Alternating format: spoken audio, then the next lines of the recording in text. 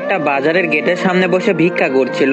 তখন একজন ধনী ব্যক্তি ওনাকে অনেকগুলো টাকা দিতে চাইলো আর বলল, আমি যদি তোমাকে এই টাকাগুলো দিই তাহলে তুমি এখন কি করবা?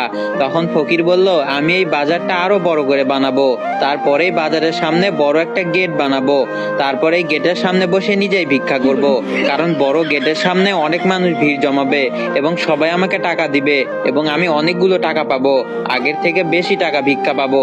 এই কথা শোনার পর সেই লোকটা তো তখনই বেহুশ।